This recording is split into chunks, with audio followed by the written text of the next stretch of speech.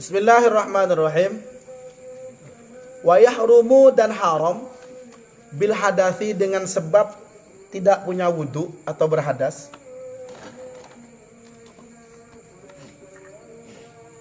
Opo khamsatu asya'ah 5 perkara. As-salatu yo haram salat, melaksanakan salat baik fardu maupun sunnah. Wa tawafu dan melaksanakan tawaf baik tawaf fardu maupun tawaf sunnah.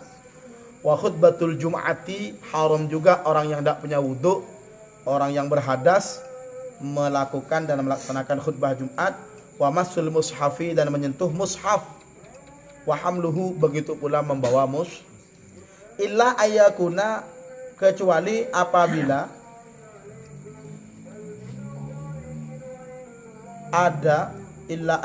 ada opo mushaf ono iku tabi'an mengikuti atau menyertai ka ayah mila gambarannya ayah mila membawa sokoman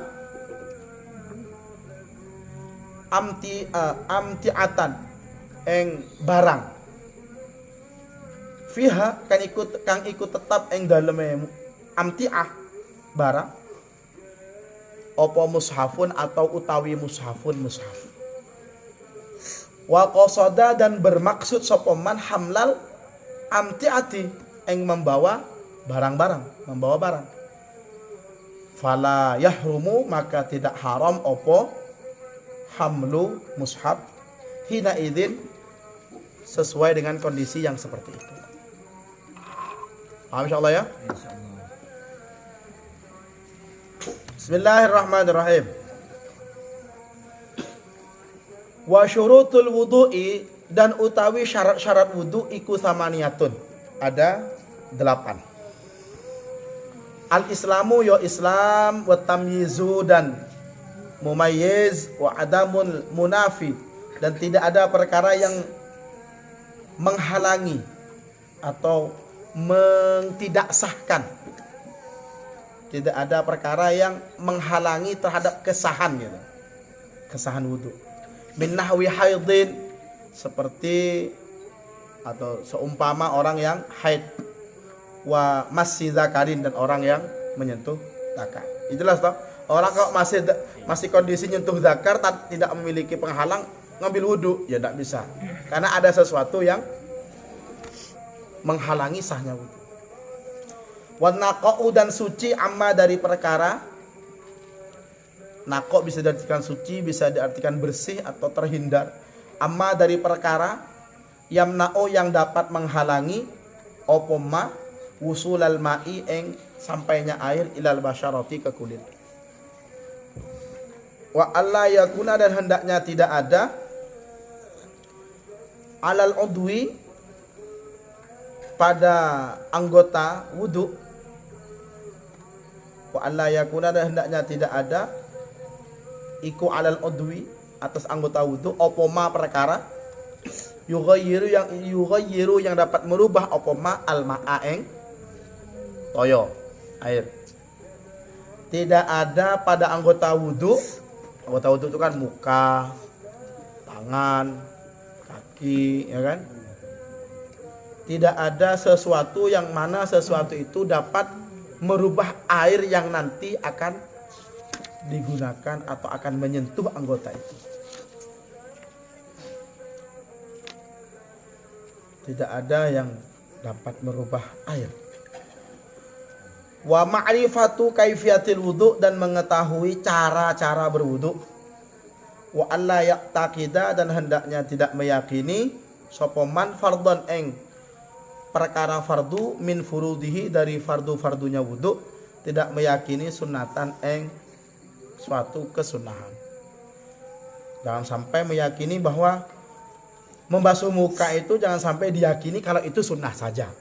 Jangan sampai meyakini bahwa ngusap sebagian kepala itu adalah sunnah. Jangan sampai ada keyakinan seperti itu. Yang fardu tetap harus diyakini sebagai fardu. Wal ma'u dan airnya, wal ma'u dan air at-tahuru yang suci.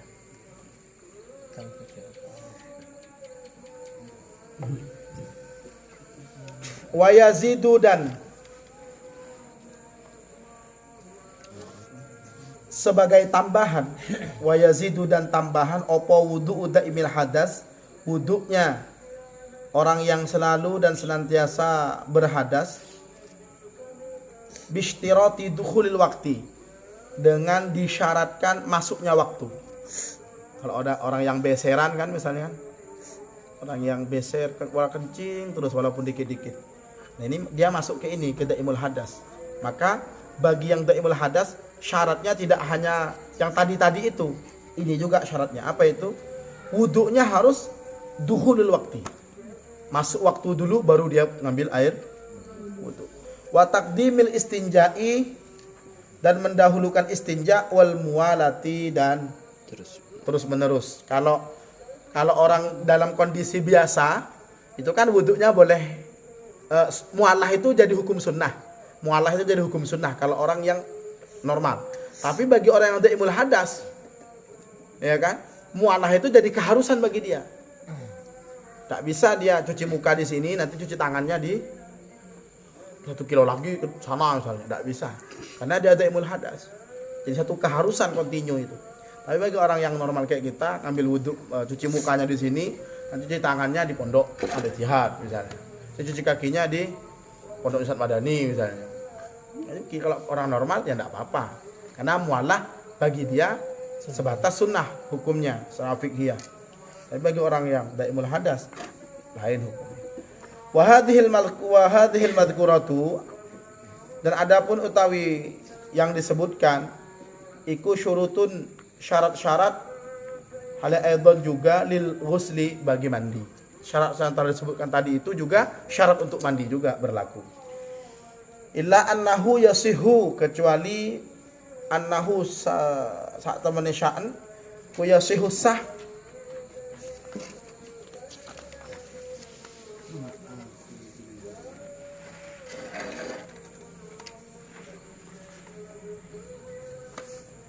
opo ghusl ma'a khurujil bauli, beserta dengan keluarnya kencing, wal wudu'u, dan wudu, la yasihu, tidak sah, wal wudu'u, dan utawi wudu iku la yasihu, tidak sah, ma'a khurujihi, beserta khurujnya, keluarnya baul.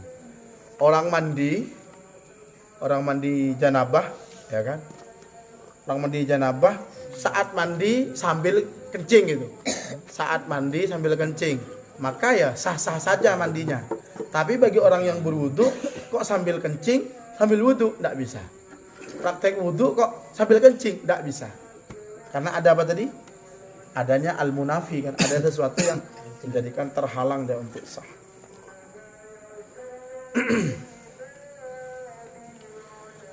Bismillahirrahmanirrahim. Faslun utawi iki ku fasal suwiji, walladzi, dan utawi perkara yang yujibu, mewajibkan opo alladzi al-ghusla, ing mandi, iku sittatu asya'a, ada 6 perkara. Perkara yang mengharuskan mandi itu ada 6.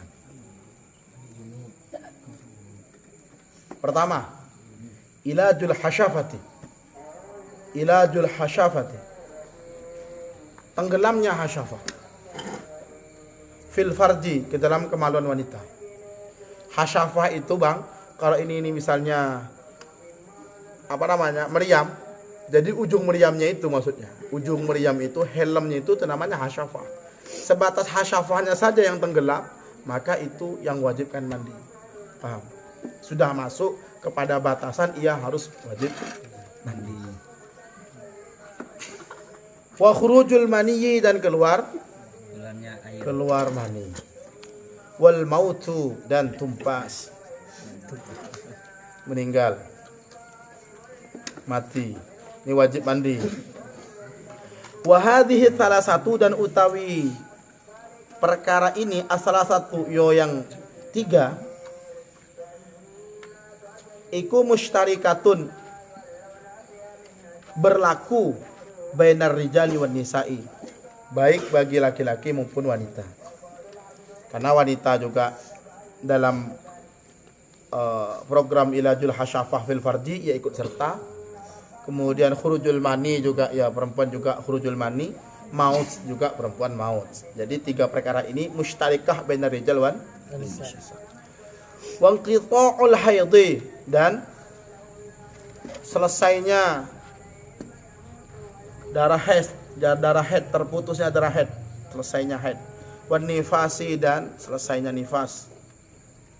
Wal wiladatu, dan melahirkan. Ketika haidnya selesai, maka dia wajib mandi. Ketika nifasnya selesai, maka wajib mandi.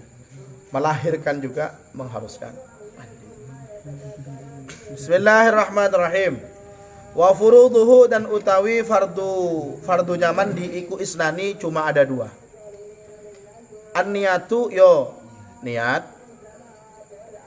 Wa isalul ma'i, dan sampainya air ila jami'il basyarati, kepada seluruh kulit. Wa sya'ri, dan rambut.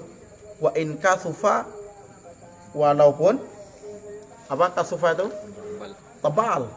Apa hadza? Ini, walaupun ya rambutnya tebal. Walaupun rambutnya tebal ya harus air, harus isal ke situ. Wa in kanat, dan apabila ada ala badanil mughtasili, pada badan orang yang mandi, opo najasatun najis. Wa in kanat, dan apabila ada ala badanil mughtasili, pada badannya orang yang mandi, opo najasatun najis.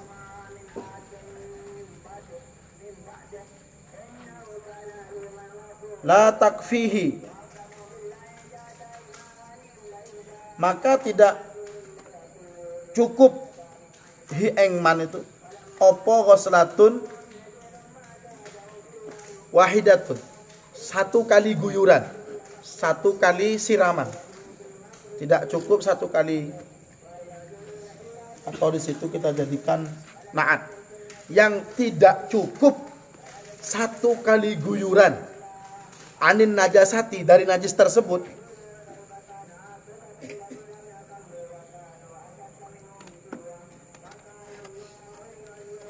wal ghusli, dan basuhan, bal yaziluhu, bal yaziluha, bal yuzilu, bahkan akan hilang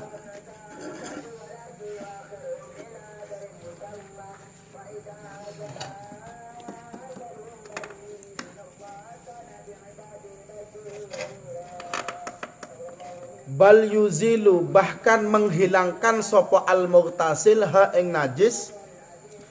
Bal yuzilu, bahkan menghilangkan sopo al-mughtasil ha ing najis awalan, kelawan pertama kali, summa yaghtasilu, baru dia mandi.